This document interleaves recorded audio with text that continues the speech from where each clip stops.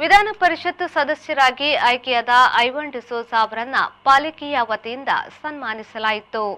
ಮಂಗಳೂರಿನ ಅಭಿವೃದ್ಧಿಯ ನೆಲೆಯಲ್ಲಿ ಐವನ್ ಡಿಸೋಜ ಅವರ ಕಾರ್ಯ ಬಹುಮುಖ್ಯವಾದುದು ಎಂದು ಮೇಯರ್ ಸುಧೀರ್ ಶೆಟ್ಟಿ ಕಣ್ಣೂರು, ಮುಖ್ಯ ಸಚೇತಕ ಪ್ರೇಮಾನಂದ ಶೆಟ್ಟಿ, ವಿಪಕ್ಷ ನಾಯಕ ಪ್ರವೀಣ್ ಚಂದ್ರ ಆಳ್ವ ಅವರು ಅಭಿನಂದಿಸಿದರು.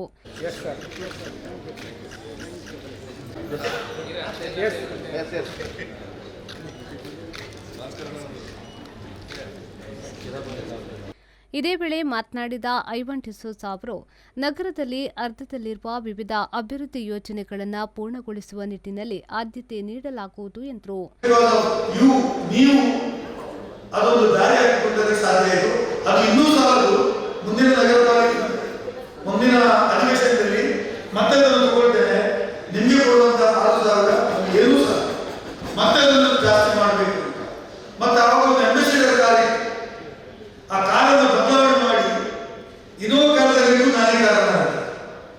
ನಗರ ಪಾಲಿಕೆ ಪೆಂಡಿಂಗ್ ನಾನು ಹೋಗಿ ಕೂತು ವಿಧಾನಸಭೆಯಲ್ಲಿ ಪ್ರಶ್ನೆಯನ್ನು ಎತ್ತಿ ಕೊಡತಕ್ಕಂಥದ್ದು ಮತ್ತು ಇನ್ನೂ ಹೆಚ್ಚಿನ ಸವಲತ್ತುಗಳನ್ನು ನಗರ ಪಾಲಿಕೆಯವರಿಗೆ ಪೆನ್ಷನ್ ಕೊಡಬೇಕಂತ ಹೇಳುವಂಥದ್ದು ಕೂಡ ನನ್ನ ಒಂದು ಹೋರಾಟ ಇದೆ.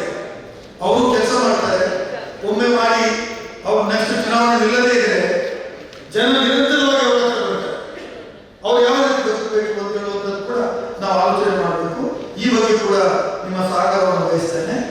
ಒಟ್ಟಾರೆ ಹೇಳಬೇಕಿದ್ರೆ ನಾನು ನಿಮ್ಮ ಜೊತೆ ಇದ್ದೇನೆ ಅಂತ ಮಾತನ್ನು ಹೇಳಿ ನನಗೆ ಸನ್ಮಾನ ಮಾಡಲಿಕ್ಕೆ ಈ ಸಂದರ್ಭದಲ್ಲಿ ಪಾಲಿಕೆಯ ಸದಸ್ಯರು ಉಪಸ್ಥಿತರಿದ್ದರು.